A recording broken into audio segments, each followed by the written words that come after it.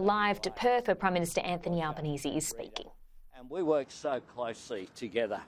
And this is, today, the announcements that I've made this morning that we're backing in here in the electorate of Bullwinkle, just shows how much there is synergy between the Future Made in WA agenda that saw Roger and Rita re-elected here in WA and our Future Made in Australia agenda.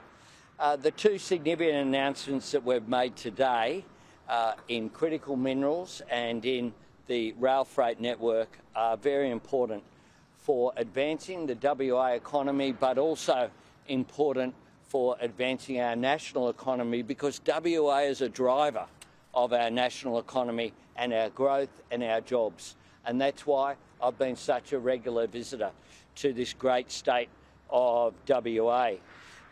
The Liberal and National Party flogged off this rail network.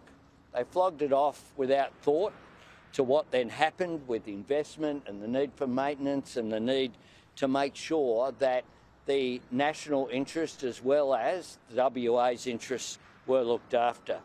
And that's why here in the shadows of these grain silos and the railway line are two symbols of how important a strong rail freight network is in our state.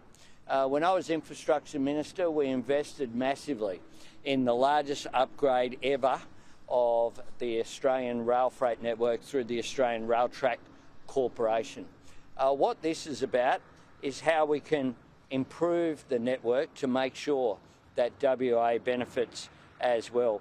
If we are elected next Saturday, we'll invest $2.5 million to support the ARTC to work with the WA government on the feasibility study for taking back control parts of the rail freight network. Since it was privatised in the year 2000, it has stunted investment in the network and in key growing industries for the last quarter of a century. At the same time, the demand for rail freight has grown. If we don't fix rail freight, what it means is more trucks on local roads here in Perth. It's as simple as that. And in terms of costs, that has a cost of maintenance of the road network as well as safety, but importantly as well, one of productivity. And that's why intermodal terminals are so important. That's why the return of rail freight is so important as well. The 100-year-old East-West line is an essential link that connects WA with the eastern states. And of course, at the moment, the Commonwealth involvement goes as far as Kalgoorlie and then stops. What we're doing here is working together to make an enormous difference. Today also, I announced our critical minerals strategic reserve. In a time of global uncertainty, Australia will be stronger and safer by developing our critical national assets to create economic opportunity, but also to build resilience.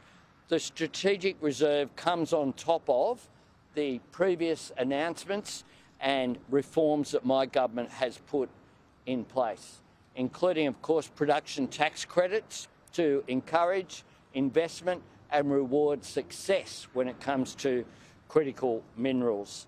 And that will make an enormous difference here in WA. It's just one of the measures that an incoming coalition government, if they're successful in 9 days' time, will get rid of, along with the other cuts that they clearly will make. Our plan is about building national resilience. It's about making sure that we take advantage and seize the opportunities that are right before us. And I thank the West Australian for hosting us at the Leadership Matters breakfast this morning for what was an important announcement for WA, but important announcements for WA are important announcements for our nation as well, because of the role that WA plays in driving growth in this great nation. And I'll hand over to the very proud WA Premier now. We'll hear from then the respective ministers, federal and state, and then we're happy to take questions.